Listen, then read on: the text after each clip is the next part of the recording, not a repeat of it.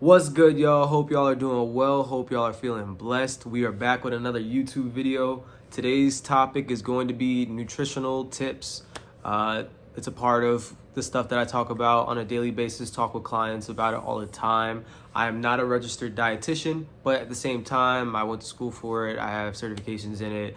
It's stuff that I researched for quite a bit of time, and I always just give suggestions and counseling and things of that nature, and I've been able to help myself stay fit for quite some time as well. So I feel like even when I focus more on the performance side of things, on the training side of things, strength and conditioning side of things, it's still heavily influential in helping people reach those aesthetic goals, help them reach those performance goals. So I think it's very important to chime in on that subject.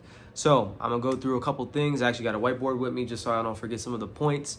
But the first one is something that's fairly conventional information I feel like is brought up quite often in certain spaces and social media and things of that nature, but finding your 80-20 balance. I do agree with that notion, and that's a pretty good lens that I think would yield a lot of results for a lot of people, especially if they're more on the other 80-20, where it's like instead of it being like 80% of the time eating quality whole nutrient dense foods, 20% of the time not necessarily binging, but more on the side of eating the things that you enjoy in moderation. And a lot of our society, especially in the US, it's flipped. It's like no discipline, eat off of emotion, a lot of psychological factors, cycles and loops that keeps us in wanting to eat processed food, obviously access and resources to these things. But even within that, there's still ways to circumvent that to find healthy options. But back to the point of, I do agree with that. I think I want to take it a little bit further in the sense of you have to really dig deep and understand yourself and know your personality and your ebbs and flows. Like, because I've worked with so many people and there's a wide spectrum, everybody is different and same at the same time. I've mentioned that before, but understanding your personnel is so important in the sense that if you have a very all or nothing person, and I work with a lot of those people, they come in and it's like either I'm resting, if I go on vacation for a week and that takes me off the path, I'm not working out. They may not say it, but their actions are showing they're not working out for the next 3-4 weeks. But when you get them back in the gym, they don't recognize that they were just out of the gym for 3-4 weeks and they want to be exactly where they were before. I'm like, well, no, like the way our bodies work and adaptation works, like you might have lost some of those qualities past a couple weeks. Not completely. Like, I'm not saying if you're squatting 400 pounds, you're going to 50. But, if you're thinking that was where your max was, you're just going to waltz into the gym and that's going to happen. It's not the case. So that all or nothing mentality is definitely heavily prevalent when it comes to food.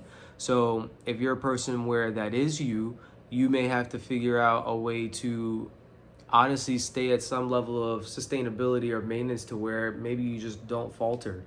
Maybe you find a way to weasel it in every few days. And by weasel in meaning that moderation thing, so you don't feel like you're craving it so desperately. But at the same time, you fit it within your calorie intake and within your macronutrients to where it makes sense. Rather than you go all out, you do it, intently for 3 weeks, and then rather than it being a meal of something in moderation or a certain beverage or whatever the case is, it's now the weekend, and then the weekend is like, well, it wasn't too bad. Like my sleep was messed up, but I survived a little bit. Now you go on for 2 weeks. That's where you start to, it's almost gluttonous at that point. Like you're going overboard with that. So that is the first point. The second tip is going to be in regards to glucose. I think that is a topic that is kind of widespread once again.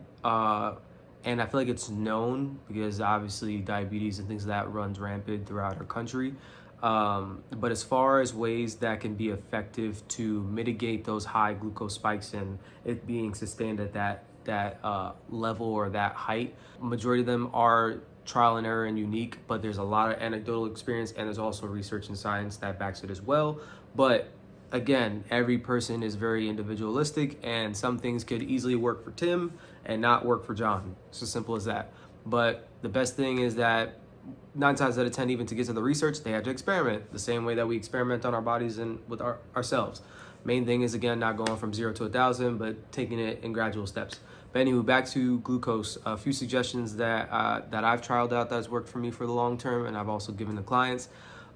Two pretty simple ones. As far as eating order, So let's say we're talking about lunch or dinner, and your plate consists of hopefully some sort of veggies or leafy greens. You have your protein, some red meat, some chicken, some fish, and then you have some carbs, some sweet potatoes, some rice, some regular yellow potatoes, whatever the case is.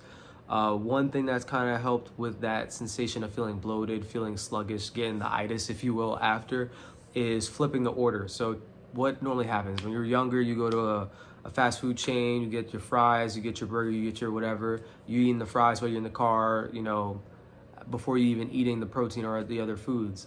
When I flipped it, when I started to have veggies first, same thing for a restaurant. Even when you go out to eat at certain places, they're gonna bring out the bread first, and then you may get the salad second, and then you may get the entree.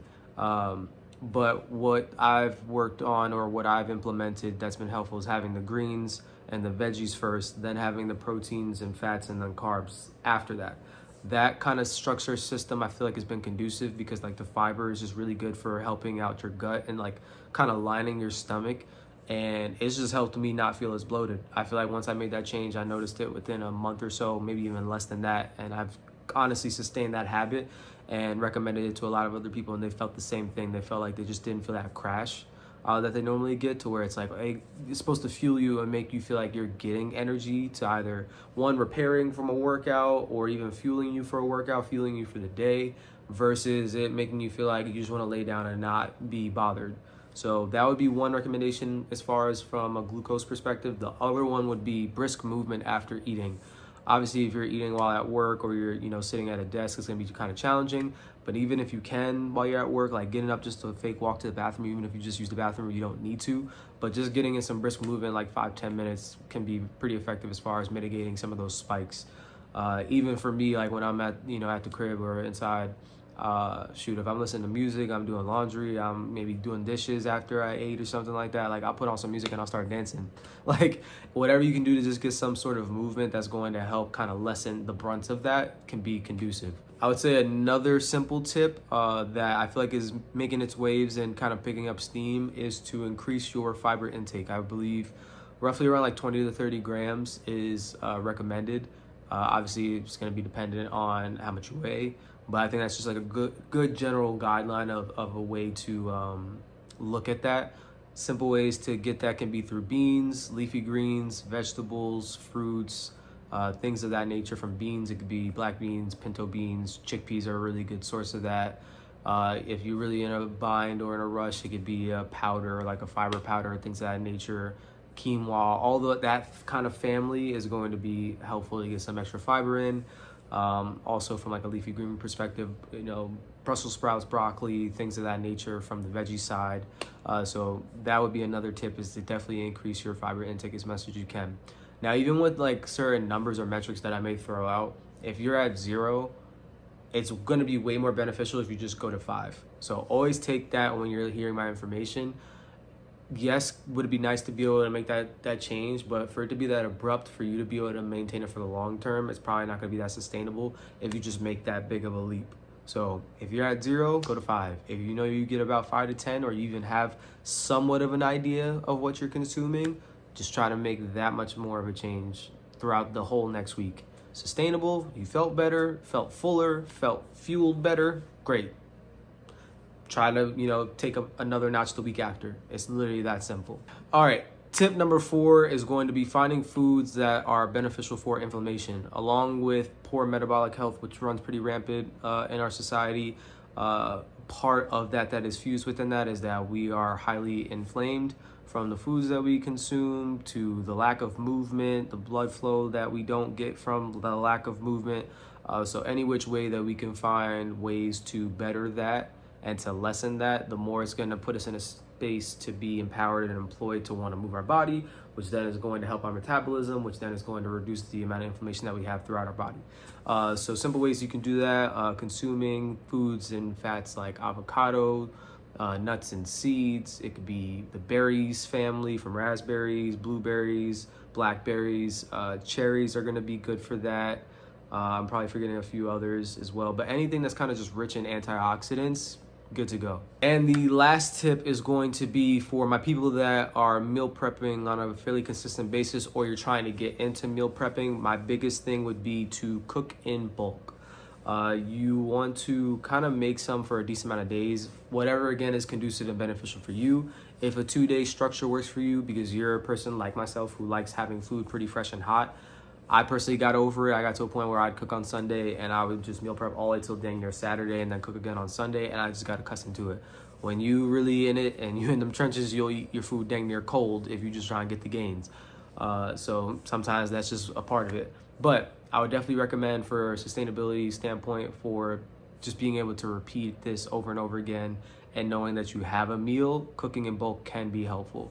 Meaning 4, 5, 6 days at a time, you already have that food pretty widespread and spaced out. Another element to it that could be helpful just to simplify and categorize everything is just when you're going grocery shopping, get your lists ready of like your vegetables, your proteins, your carbs, and your fats. And you can really just keep it as simple as getting like 1 to 3 of each of those. You can get like some broccoli, you can get some spinach and romaine, whatever is benefit. Arugula could be in the vegetable family for protein. You can get some ground beef, you can get some ground turkey and some chicken. For these are just suggestions, whatever floats your boat, whatever works for you. That's whole nutrient dense food that tastes good to you that you can consistently eat. From a carbs perspective, it can be some quinoa, it can be some sort of sweet potato, tortillas, whatever is going to make it effective and beneficial for you. And you can kind of just structure and organize it like that.